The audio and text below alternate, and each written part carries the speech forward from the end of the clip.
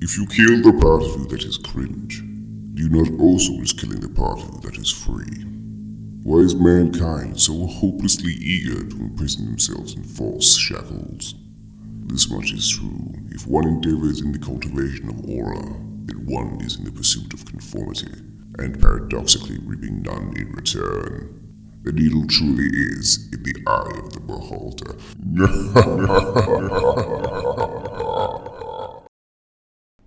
Dragons. Mankind has told many fables about the awesome power of such beasts since the dawn of time, and the From Software games is no exception.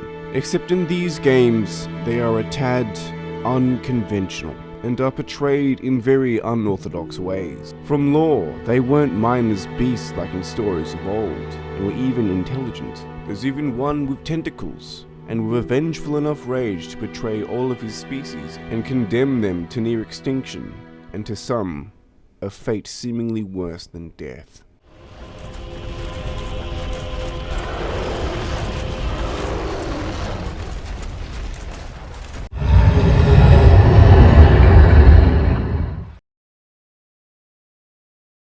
Now, allow me to get to the point. Why am I waffling on about dragons from Dark Souls? Well, to cut to the chase, I want to redesign the dragons, specifically from Dark Souls 1.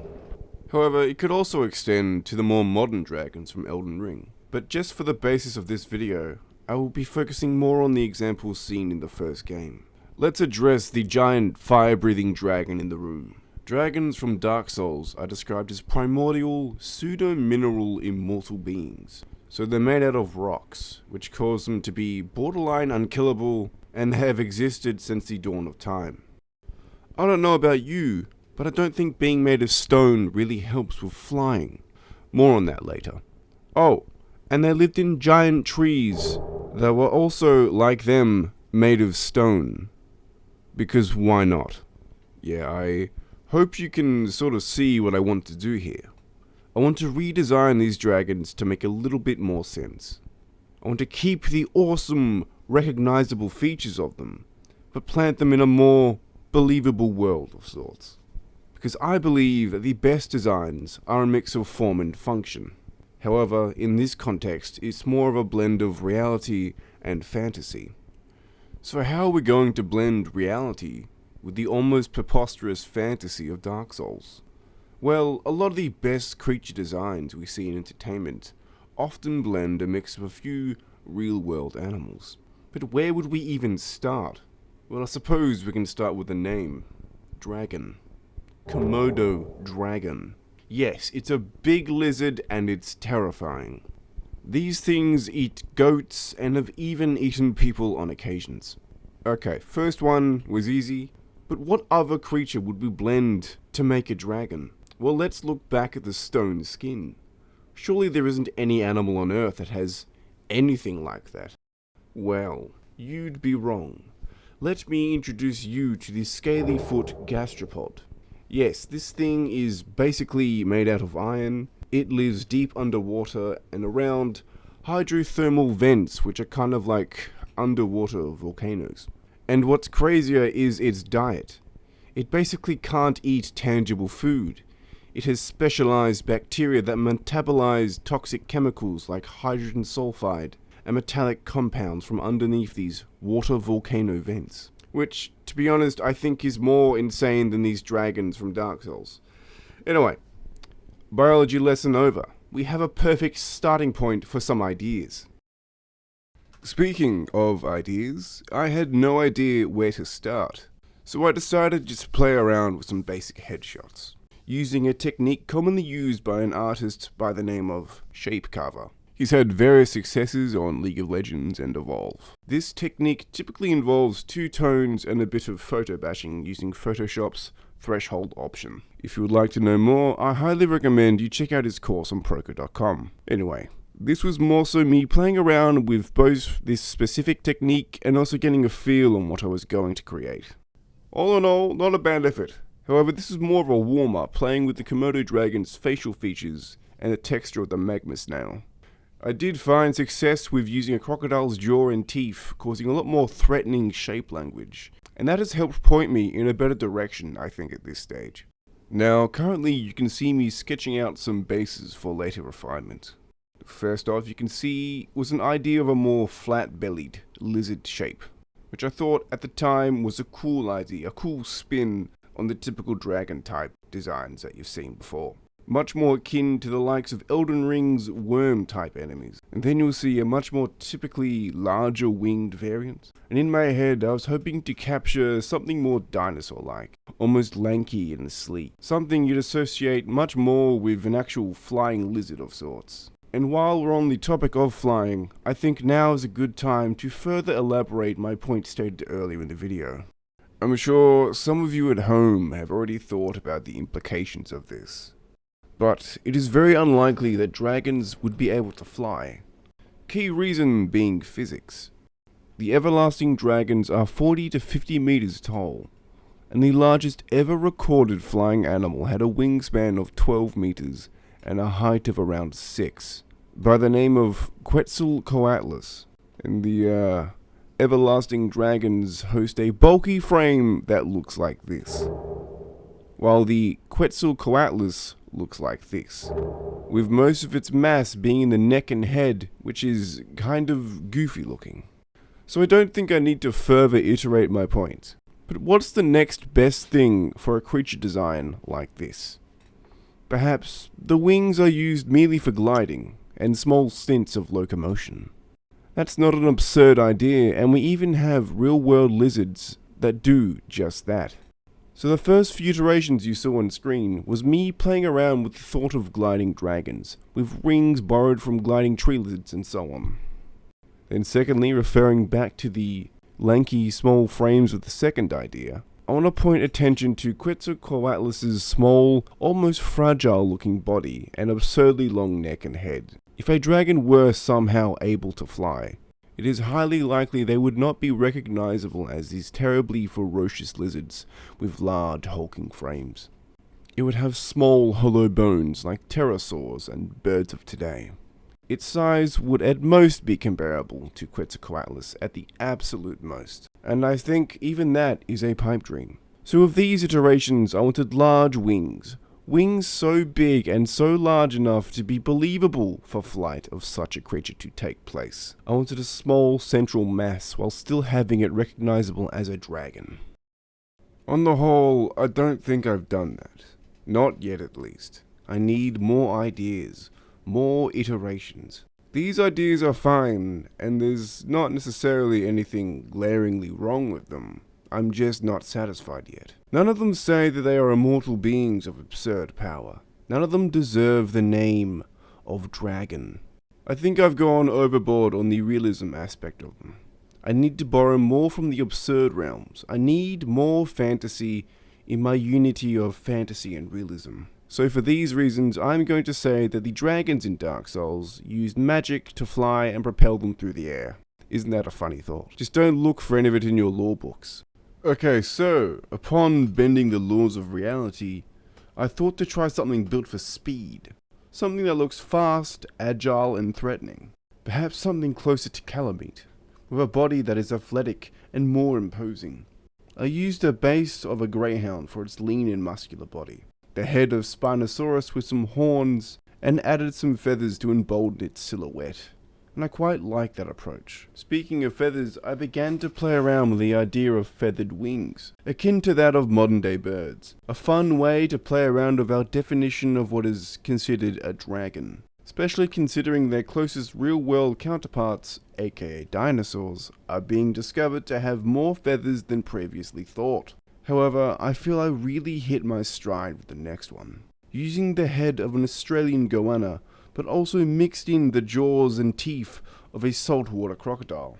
It began to give the head of our dragon a face that was really imposing, with the jagged and gnarly teeth and heavy predator-oriented shape language of the goanna. But I went even further, with the scaly beard of a bearded dragon, which ends up adding even more sharp points and jagged edges for our already sleek and dangerous shape language. But it also ends up serving a secondary purpose, with perhaps displaying a sort of puffing up of the frilly thorns on the underside of the jaw and neck when the dragon does a breath attack, which adds an in-game attack the player can anticipate. You can see this later iterated later on in the design. But then our dragon really comes to life when I added the wings of a bat. But bats aren't lizards. They have fur.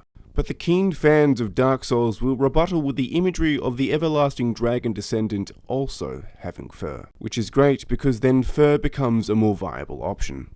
But the placement of the fur on the dragon in-game, in my opinion, is wrong. If a dragon were to have fur, I would argue the fur would be more central to its body mass, like the underside of the belly, and perhaps maned for some possible sexual dimorphism. So I did so in a way that felt thoughtful and logical to me. But of course, it doesn't stop there. Oh no, a dragon is not a dragon without some horns. So the horns of a bull will be a welcome addition, and then lastly I thought of tracking back to my more bird-like idea, and decided to make a more feathered variant, with a large pointy beak and large feathered wings, and perhaps a feathered tail for a little bit of bedazzlement, which by the end looks more like a traditional griffin type creature, so it's a fun variant.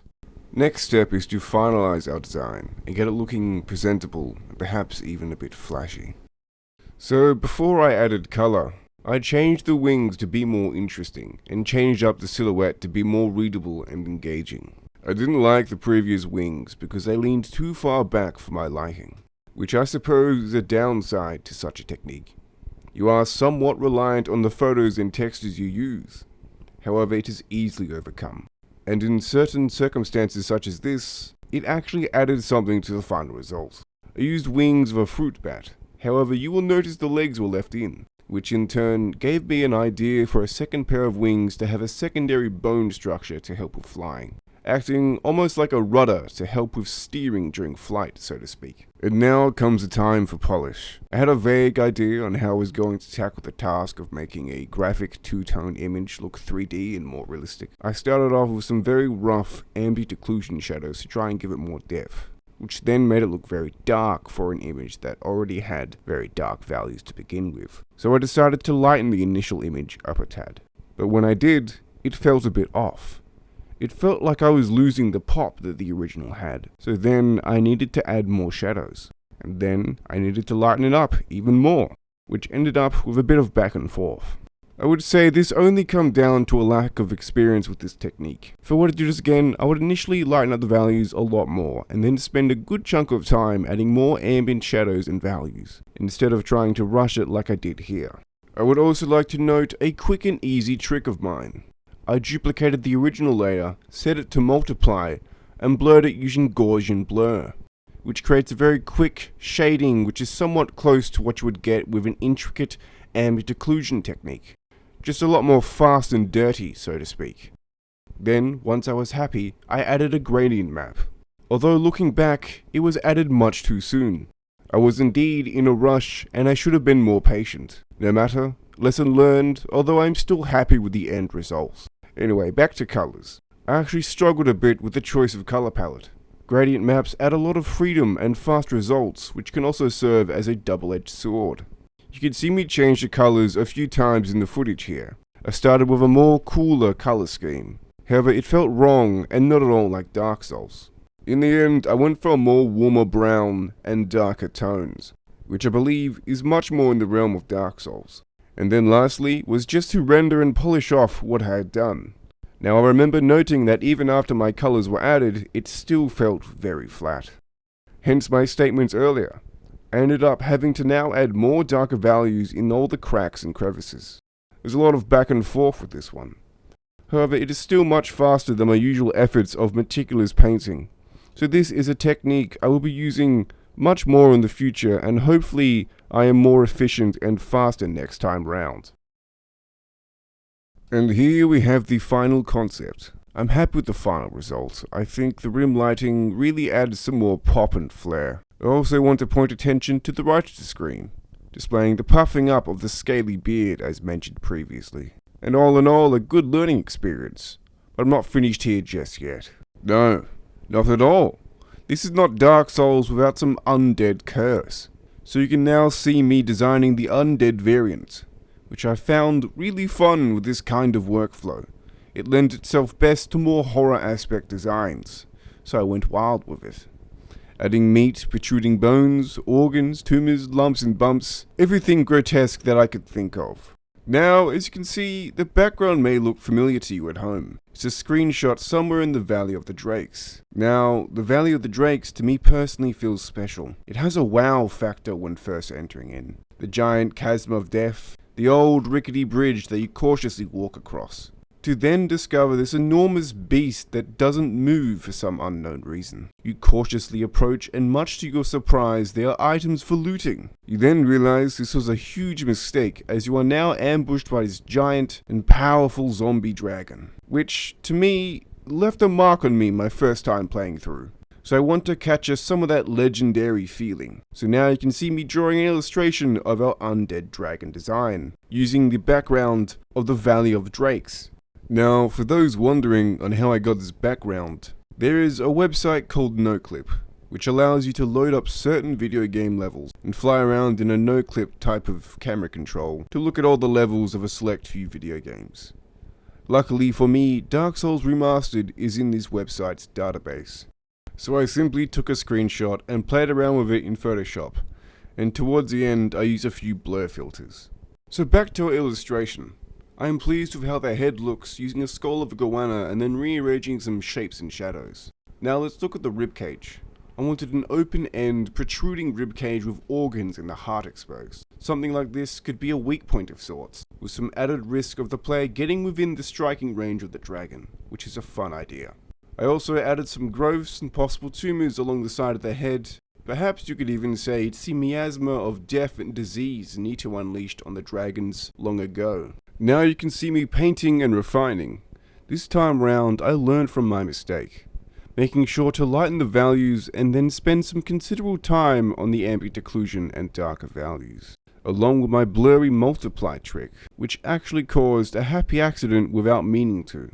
It created a sort of backlight already. I later refined it, but this trick adds a lot of work with very little time spent, which is always welcome for me, since I'd rather spend more time designing and iterating ideas. That to me is the most fun part of art to me.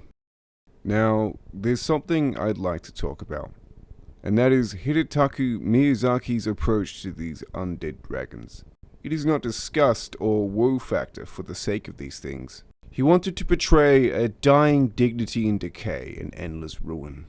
This idea of a fallen from grace character is a common motif when it comes to Souls games, but the example with dragons is done best in my opinion. I'm going to read a quote from an interview with an artist working with Hidetaka. I remember when I was drawing the undead dragon, I submitted a design draft that depicted dragons swarming with maggots and other gross things. Miyazaki handed it back saying to me, "This isn't dignified. Don't rely on the gross factor to portray an undead dragon.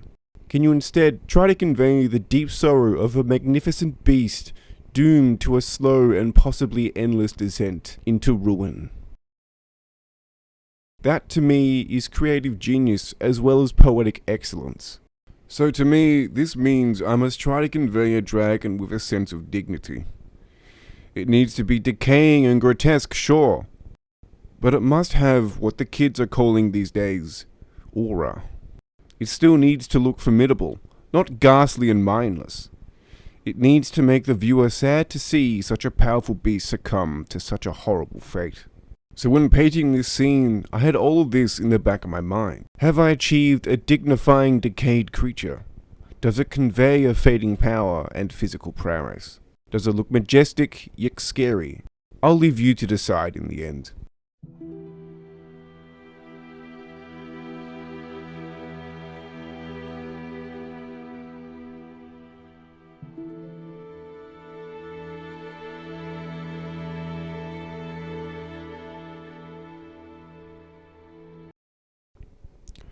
So there we have it, ladies and gentlemen. The final conclusion on my redesign of dragons from Dark Souls. I hope you enjoyed watching and listening to all my design theory. It was a blast to try and tackle such a task. I hope you can understand that I didn't make this video to degrade the FromSoft team, but more so to perform a sort of love letter to design team. Please consider liking and subscribing, it means a lot to me. So I say goodbye, and above all else, don't you dare go hollow.